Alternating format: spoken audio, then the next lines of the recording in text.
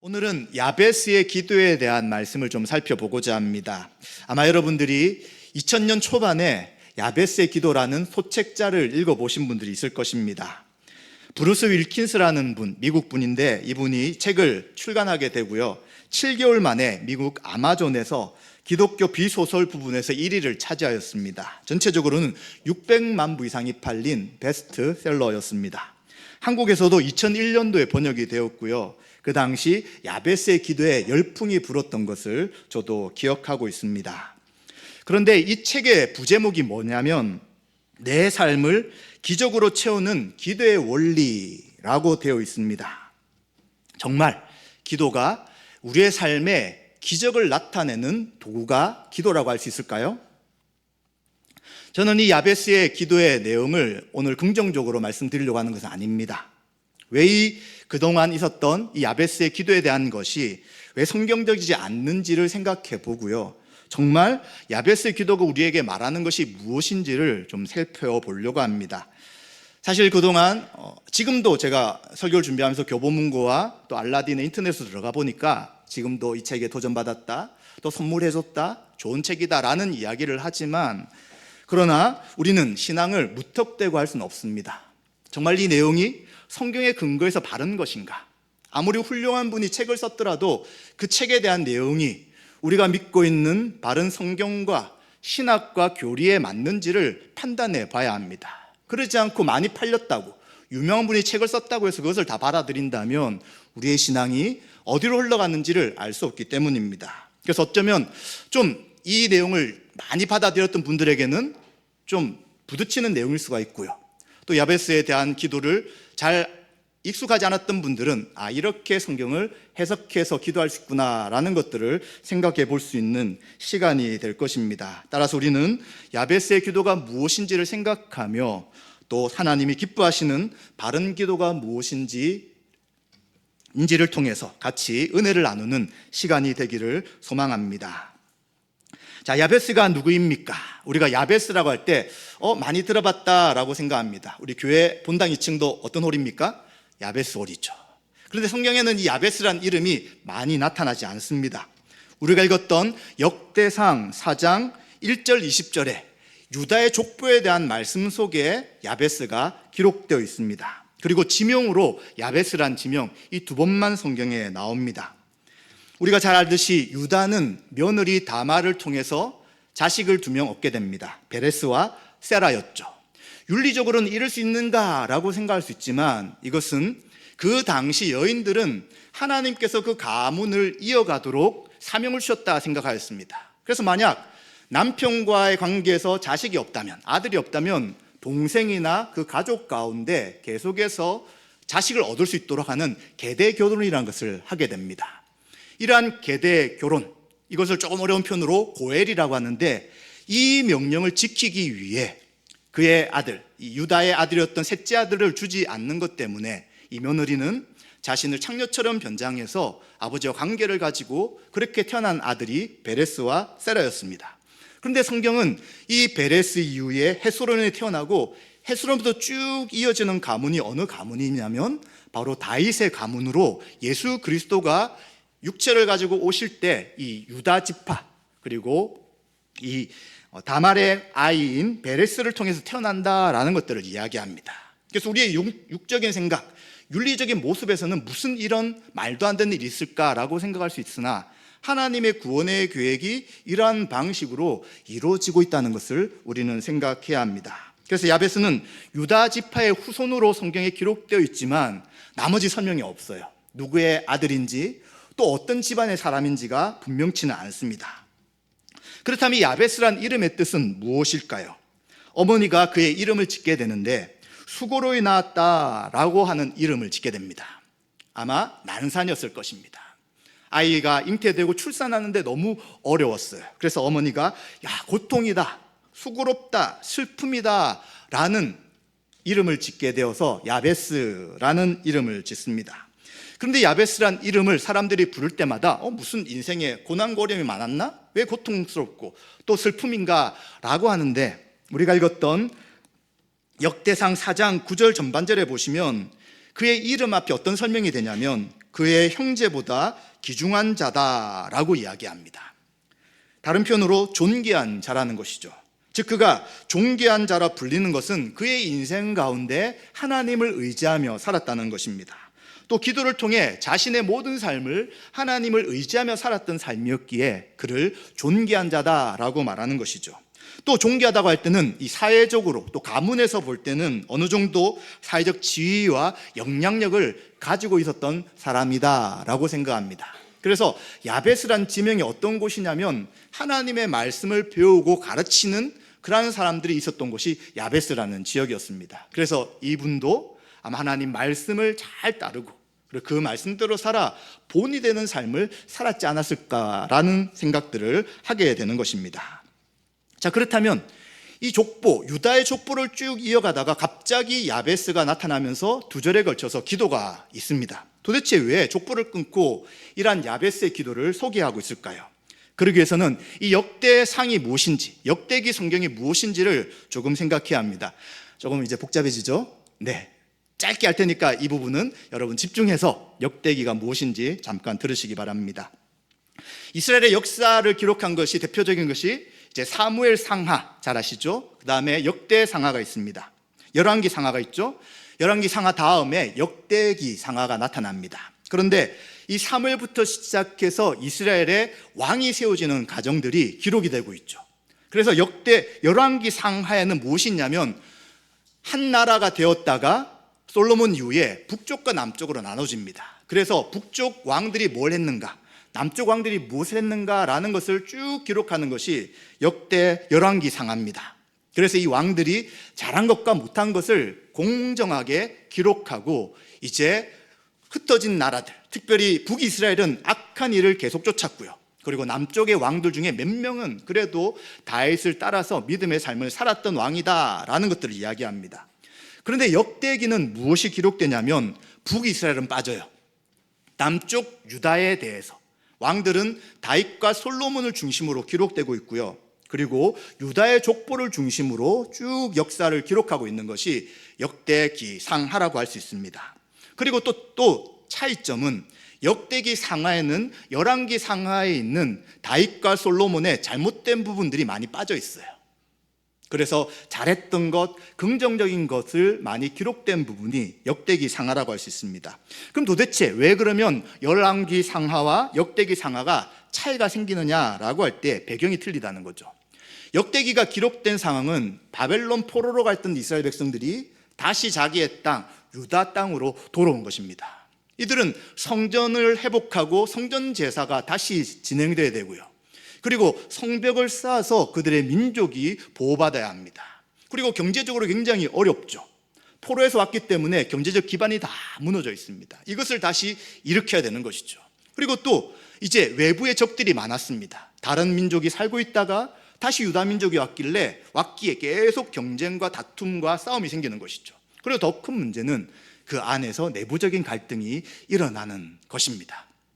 그래서 이런 어려움 속에서 역대기 상하는 바로 하나님께 의지하는 자, 또 하나님의 백성들이 어떻게 그 말씀을 순종하며 살아가야 되는지, 그러기 위해서는 하나님 앞에 기도할 때 살아계신 하나님이 응답하시고 그 하나님을 의지하는 삶을 살 때 회복의 삶을 살 수 있다라는 것들을 알려주기 위해 기록된 것이 역대기 상하라고 이야기할 수 있습니다.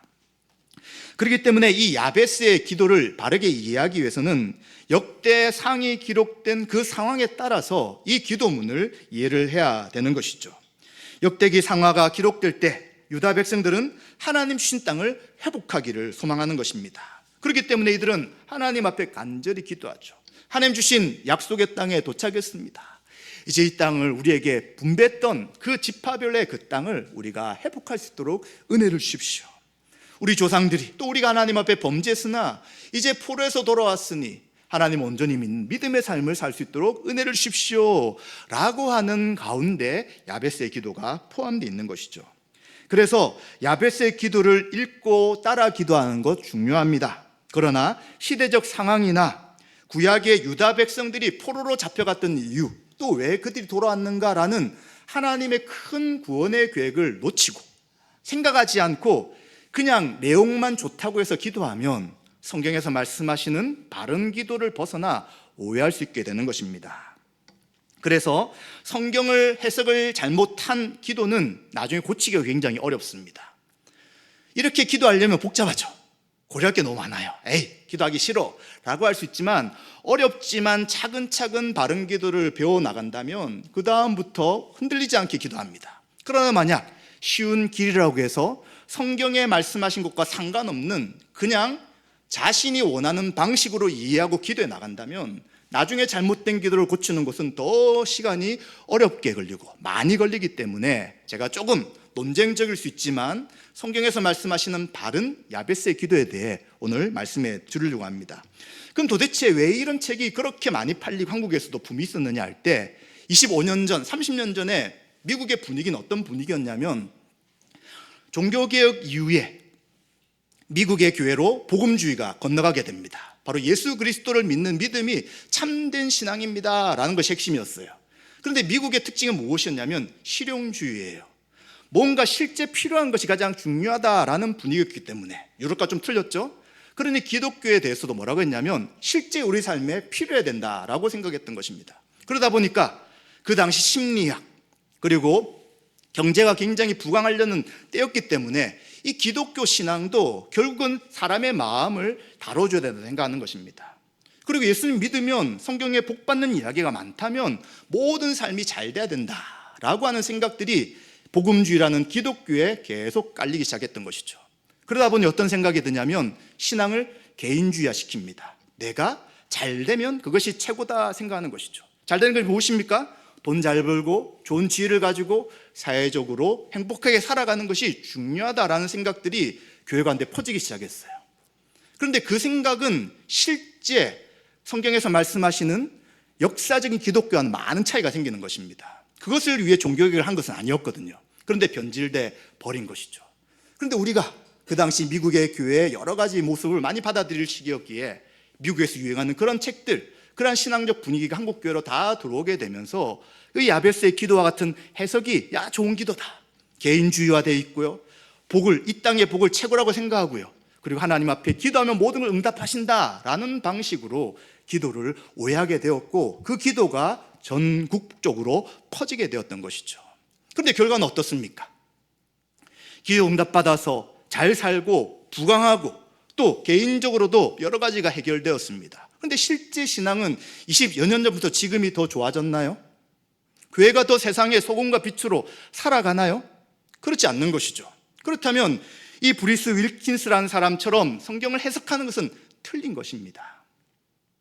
역사적 기독교와 떠났던 잘못된 사상들이 교회에 들어와서 이 교회의 신앙을 훼손한 것이고요, 또 이것을 따랐던 사람들이 기도의 응답은 경험했지만 결국은 하나님을 어떻게 생각하냐면 자기 인생에 복 주시고 자기의 모든 것들을 해결하시는 분으로 개인주의적 신으로 축소시키면서 신앙의 모습이 많이 변질되게 되었다라는 것들을 우리는 생각해야 합니다.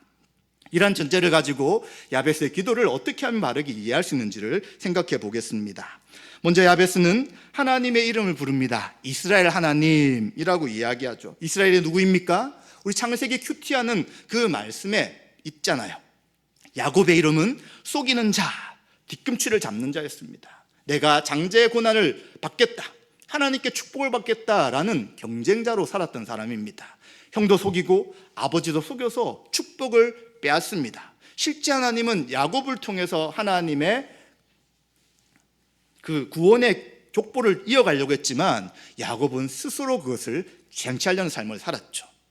그런데 하나님께서는 이제 에서 앞에 죽음을 직감한 야곱을 두려운 상황 속에 그를 만나게 되십니다.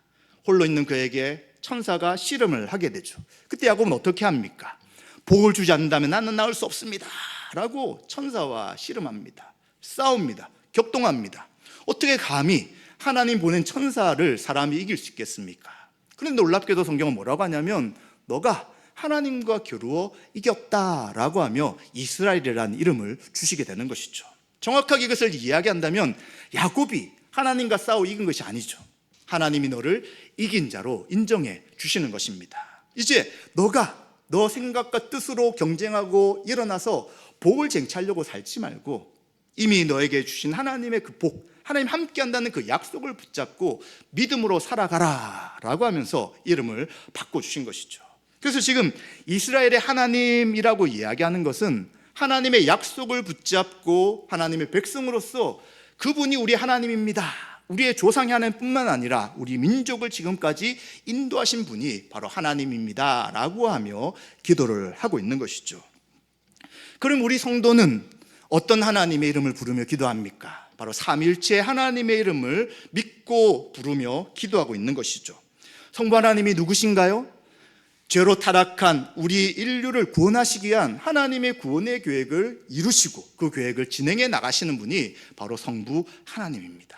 창조주실 뿐만 아니라 우리의 모든 것을 다스리는 주인 되시는 분이 우리가 부르는 하나님 아버지가 되시는 것이죠. 그 하나님이 타락한 세상 가운데 구원하길 원하시는 것입니다. 어떤 방식으로요?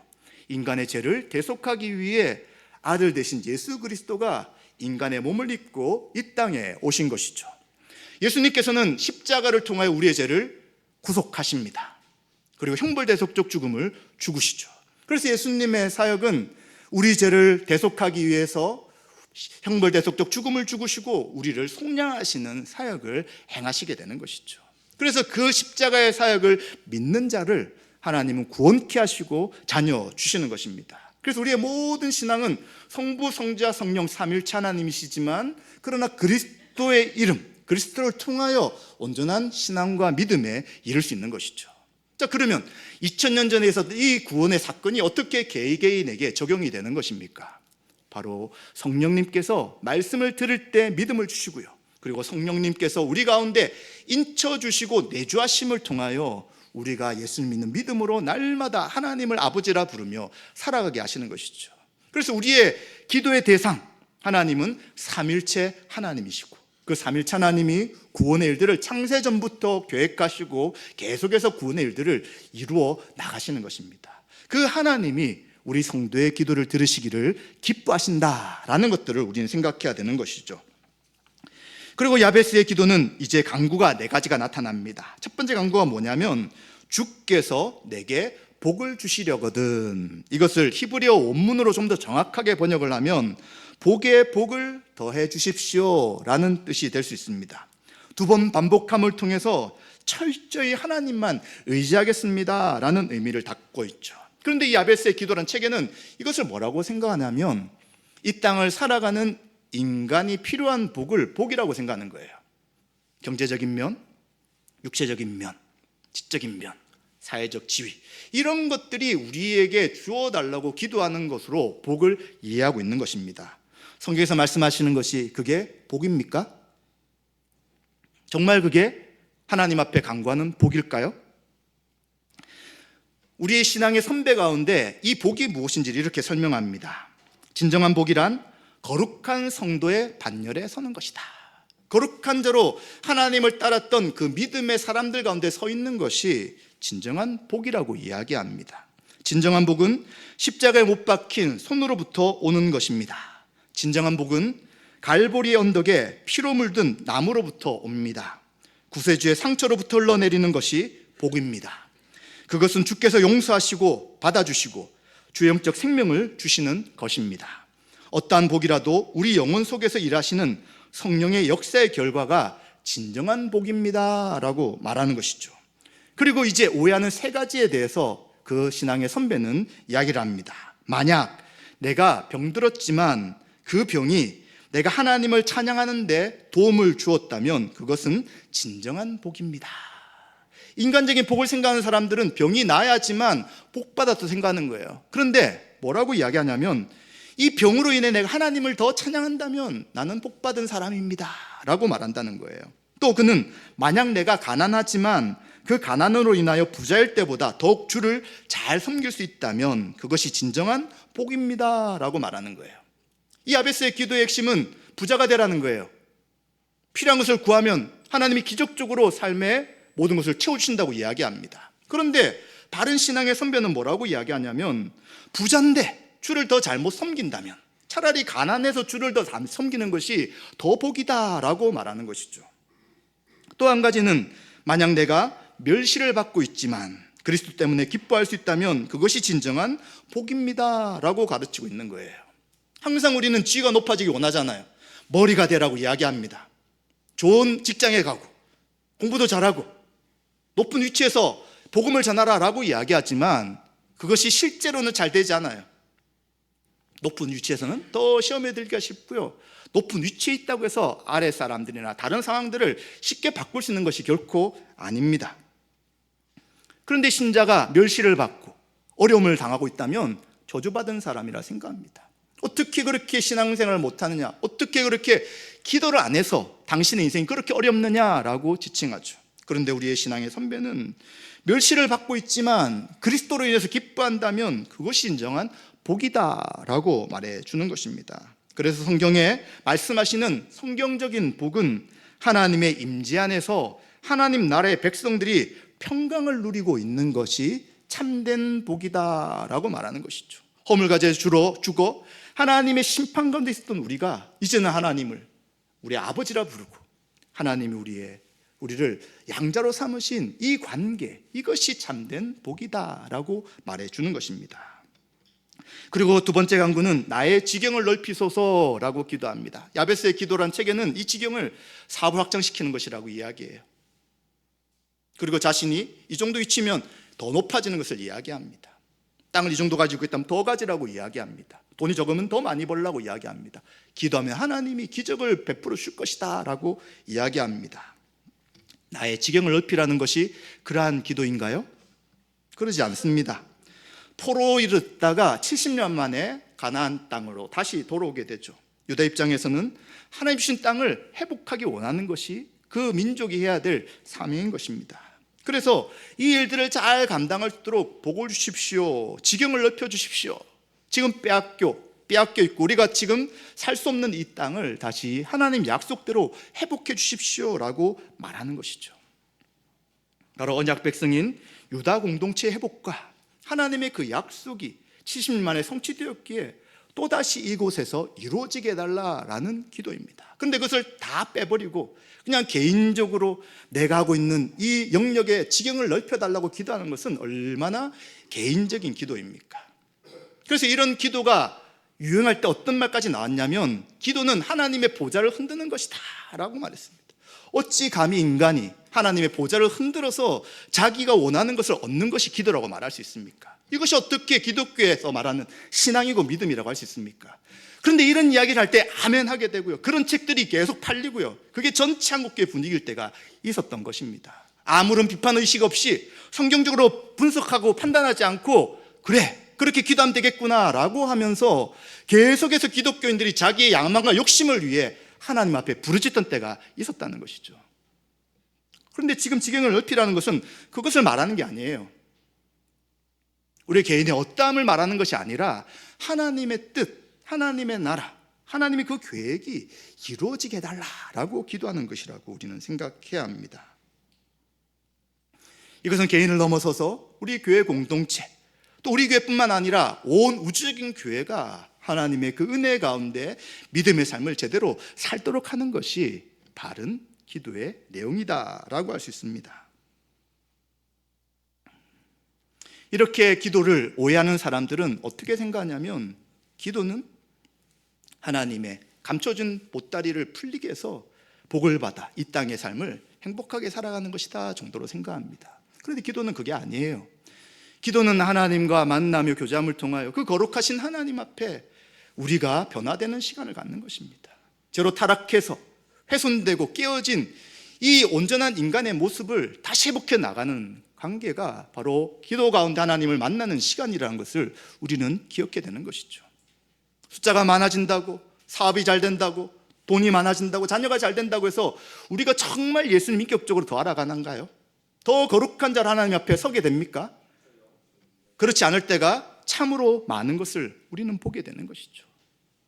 목표가 눈에 보이는 세상의 삶으로 고정되면 결코 우리가 거룩한 주님을 닮아갈 수 없는 것이죠. 실제로 그러한 것은 우리에게 부차적인 것이 되는 것입니다. 불필요한 것이 되고요, 하나님을 잘 섬기는 것은 차후로 다 밀려버리게 되는 것이죠. 그리고 야베스는 세 번째 간구는 주의 손으로 나를 도우십시오라고 이야기합니다. 주의 손이 나와 함께 하소서. 이것이 무엇입니까? 그 약속한 땅을 다시 회복하기 위해서 다시 하나님이 은혜로 가나안 땅에 유다 땅에 도착해 하셨지만 이 일들은 하나님의 도움이 없이면 되지 않는다는 것입니다. 다시 성전을 세워야 되고요, 또 성벽을 세워야 되고요, 그리고 다시 모든 질서를 이루어 나가기 위해서는 하나님의 간절한 도움이 필요하고요. 그 간절한 도움이 바로 기도인 것이죠. 그래서 그것을 인정하는 것이 주의 손으로 나를 도와달라는 것입니다. 내가 하고 싶은 것이 있는데 하나님이 나의 손이 되셔서 강력한 힘으로 문제를 해결해 달라는 것이 지금 이 간구가 아니라는 것입니다. 역대기에서는 계속해서 하나님을 찾는 자에게 하나님이 함께 하신다는 것을 이야기합니다. 하나님 함께 하셔서 이 상황 속에 하나님의 뜻을 드러내 주십시오라고 하는 것이죠. 그런데 이 기도가 변질되어서 나의 모든 것들이 생각하는 대로 이루어지는 것이 하나님의 손이 함께 하신다라고 생각한다면 하나님이 그렇게 작은 분인가요? 그 한 사람의 그 인생에 스스로 생각한 행복을 위해 하나님 역사하시는 것인가요? 할 수 있죠. 근데 문제는 우리는 여전히 죄성이 있습니다. 죄의 본성이 있어요. 그래서 상황이 좋아지고 형편이 나아지고 문제가 해결되면 해결될수록 어떻게 하냐면 하나님을 더 찾지 않게 되는 것이 너무나도 당연한 것이죠. 그제는 이렇게 하면 하나님 앞에 이렇게 살겠습니다 라고 이야기하지만 그 정도 우리가 성숙하지 못하다는 것입니다. 그래서 하나님께서 우리 인생에 기도의 응답을 막으시고요, 기다리라고 하시고요, 또 어쩔 때는 이것은 내가 원하는 기도가 아니라는 것을 알게 하셔서 기도를 바꾸시면서 점점점 야곱 같은 고집센 우리의 인생을 하나님 보시기 합당한 삶으로 바꿔 가시게 되는 것이죠. 그리고 또 야베스의 기도는 네 번째 간구가 있습니다. 나로 환난을 벗어나 내게 근심이 없게 하옵소서. 얼마나 좋은 이야기입니까? 어려움이 가득해요. 지금도 얼마나 살아가는데 어렵습니까? 일주일 사시는 우리 성도님들의 삶 가운데 얼마나 많은 어려움과 아픔이 있었습니까? 해결하고 싶지만 해결이 잘 안 되고요, 정말 애를 쓰고 최선을 다했지만 결과가 안 좋을 때가 얼마나 우리 인생에 많습니까? 벗어나면 참 좋겠죠. 또 근심, 우리 마음속에 근심이 없다면 얼마나 잘 자겠습니까? 그런데도 불구하고 지금 야베스가 말한 이 기도는 환난이 없어지고 근심을 사라지게 해달라는 것이 아니라는 것이죠. 왜냐하면 기도는 성도들에게 환난과 근심이 없는 것이 당연하다고 생각하도록 하는 것이 아니기 때문입니다. 그래서 또 신앙의 선배 중에 한 분이 뭐라고 했냐면 유혹을 전혀 느끼지 못하게 해달라는 기도를 하지 마십시오 라고 경면하였습니다. 우리가 무기력에 빠져서 성장이 느릿느릿해지지 않기 위해서는 유혹을 통해 자극받고 고양대하기 때문이라고 이야기하는 거예요. 아무런 어려움이 없고 생각도 복잡하지 않고 한다면 신앙이 잘 자라면 좋겠죠. 그렇지 않다는 거예요. 자극과 유혹과 여러 가지가 있어야지만 우리가 더 주를 의지할 수밖에 없다고 이야기하는 것입니다. 주님께서는 날마다 선택한 백성을 시험하시며 모욕과 궁핍과 환난, 기타 고난을 통해 그들을 연단하신다라고 말하고 있는 것이죠. 그렇기 때문에 우리는 이 기도가 환난을 벗어나게 하시고 아무런 어려움이 안 생기고 근심이 없도록 하는 것이 바른 기도구나라고 생각할 수 없다는 것입니다. 우리는 도리어 주기도문의 6번째 간구, 우리를 시험에 빠지지 않게 하시고 악에서 구하소서라는 주님의 기도의 가르침을 기도의 표본으로 삼아야 되는 것이죠. 시험에 압도되고 유혹의 능력에 우리가 항복하여 죄에 빠지지 않도록 간구하는 것입니다. 시험에 저항해서 이길 수 있도록 도와달라는 기도지 이 시험 자체를 면제시켜 주십시오 라고 기도하는 것이 아니라는 것입니다. 또 악에서 구해 주소서라는 기도도 이 죄의 원인을 제공하는 이 사단에게서 구해달라는 기도죠. 죄의 힘으로부터 종이 되지 않도록 간구하는 것이 바로 주기도문의 기도인 것입니다.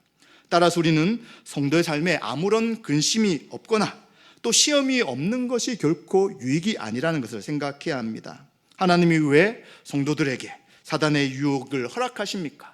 대항해서 싸우도록 하시는 것입니다. 하나님을 사랑하는지 확인케 하는 것이고요, 또 성도들이 고통을 통해서 교만하지 않도록 하는 것이죠. 더 하나님을 의지하도록 하기 위해 당연히 하실 수 있지만 우리 인생 가운데 많은 고난과 근심을 허락하신다는 것을 생각해야 합니다. 그래서 예수님도 마태복음 26장 41절에 시험에 들지 않게 깨어있어 기도하라 라고 명령합니다. 시험이 있어요. 없어지라고 하는 것이 아니라 시험은 있지만 그것에 굴복해서 죄를 짓지 않도록, 그리고 깨어있으라고 하는 거예요. 이것이 시험인 것을 알고 시험과 싸우라고 이야기하시지, 다 없애주시고 그리고 생각도 다 없게 하셔서 그냥 아무런 어려움 없이 평안하게 살게 해주십시오 라고 이야기하는 것은 성경에서 말씀하시는 성도의 기도의 내용이 아니라는 것입니다. 그리고 이제 10절에는 또 이러한 기도에 대해서 하나님이 어떻게 하셨는지를 말씀합니다. 하나님이 그가 구하는 것을 허락하셨다. 네, 얼마나 좋은 이야기입니까? 그러니 이 야베스의 기도란 책에는 기도할 때 하나님이 다 허락하신다. 그래서 성공을 위해서, 피를 위해서, 자신의 모든 것을 위해서 기도하면 자신의 인생에 기적이 일어납니다 라고 이야기합니다. 그래서 자신도 야베스의 기도를 하고 나서부터 삶에 놀라운 기적이 나타났다는 간증이 그 책에 수두룩하게 나타납니다. 성경에서 신앙은 체험적인 것이지만 체험이 전체가 아니에요. 체험은 개개인이 다 틀립니다. 그런데 성경은 이 체험을 기록하는 것이 아니라 하나님이 역사가 어떻게 나타나셨고 하나님이 행하시는 구원이 무엇인지를, 하나님이 어떤 분인지를 알게 하시는 것이죠. 이 체험은 부수적인 것입니다. 그런데 이러한 책들에게는 어떤 하나의 원리를 가지고 자기가 체험했던 것을 이야기하며 이것이 진리다라고 이야기하는 거예요. 왜 자기의 경험이 진리입니까? 성경과 비교해서 말씀과 어긋난다면 그것은 진리라고 할 수 없는 거예요. 개인의 생각인 거예요. 그리고 그 개인의 생각이 많은 사람들의 영향을 주어 교회를 타락하게 만들고 개인의 신앙을 약하게 만든다면 그 사람의 말과 글은 분명히 하나님 앞에 책임을 져야 되는 것이죠. 그렇다면 우리는 구분하고 분별해야 되는 것입니다. 저 이야기가 정말 성경에서 말씀하는 건지, 아니면 인간적인 생각을 가지고 성경을 인용해서 하나님 말씀이라고 거짓된 것을 말하는지를 판단할 수 있어야 되는 것이죠. 그래서 우리는 기도가 응답만 있는 것이 아닌 것을 알잖아요. 어떤 것은 기다리라고 하는 것입니다. 어떤 것은 아예 아니라고 말씀하십니다. 또 어떤 것은 하나님이 응답하십니다. 그러나 다 하나님의 응답이에요. 왜 들어주셔야지만, 내가 한 기도가 응답돼야지만 응답이라고 생각하십니까? 그럴 수 없어요. 기도는 하나님의 주권, 하나님의 뜻 가운데 하나님이 원하는 것을 응답하시는 것이죠. 그래서 우리는 기다리기도 하고요, 아니라는 것도 알게 되고요, 그리고 또 어떤 것은 하나님이 들어주시는 것도 있는 것입니다. 자, 이렇게 이야기하니까 복잡해지죠. 기도 못하겠어 라고 생각할 수 있지만, 그러나 하나님 앞에 어떤 것든 기도할 수 있습니다. 그러나 분명한 것은 우리의 처음 신앙에서는 기도의 모든 것을 잘 응답해 주세요. 어떻게 기도하든, 잘못된 기도든 바른 기도든. 그러나 신앙이 어느 정도 지나게 되면 성숙한 가정에서는 하나님이 걸러주세요.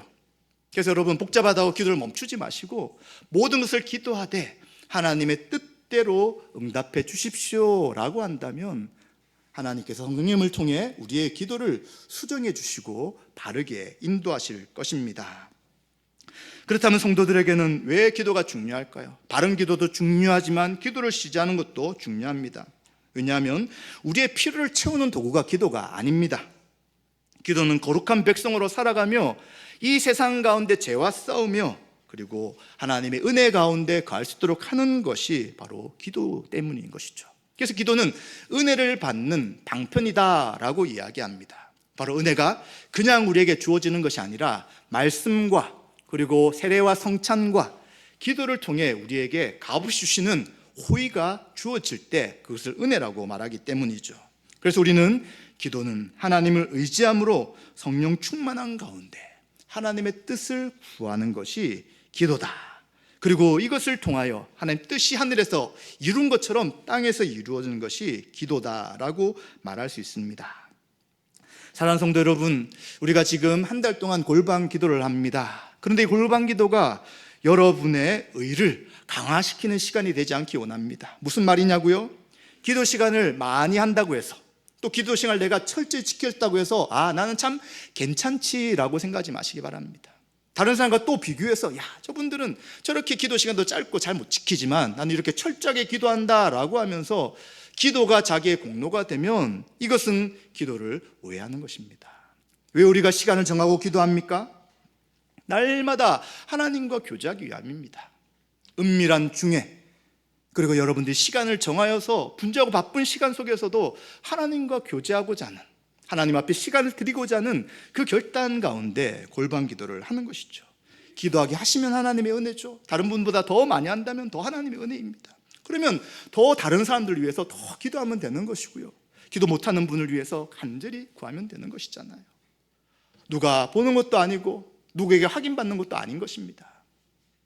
그렇기 때문에 골방 기도는 하나님 앞에 우리가 서서 하나님의 이름을 부르며 하나님과 교제하고 더 성숙해지는 시간임을 기억해야 합니다. 한편 10일 정도 지났는데 잘 안 되는 분 있죠. 스티커를 못 붙이는 분이 있습니다. 그러면 에이 못하겠다, 자포자기할 수 있지만 그렇게 하지 마십시오. 너무 안 되면 도움을 구하십시오. 조장님들에게, 또 조원들에게 내가 너무 기도가 잘 안 됩니다, 기도 시간을 정할 수 있도록, 그리고 여러분들이 그 자리에 설 수 있도록 여러분의 삶을 재조정하고요, 또 도움을 구하며 기도해야 합니다. 왜냐하면 마음에 있는 것을 하나님이 다 아시지만 하나님은 구하기를 원하시고요, 구하는 자에게 하나님의 뜻을 이루어 주시기 때문입니다. 그리고 기도는 훈련이에요. 가만히 있어도 되는 것이 결코 아닙니다. 그래서 시간을 지켜야 되고요, 그리고 당장 기도가 안 될지라도 그 자리에 있어서 하나님의 이름을 의지하고, 그리고 하나님 앞에 나가는 것과 그렇지 않는 것은 큰 차이가 생기는 것입니다. 만약 여러분이 구하지 않는다면 어떻게 될까요?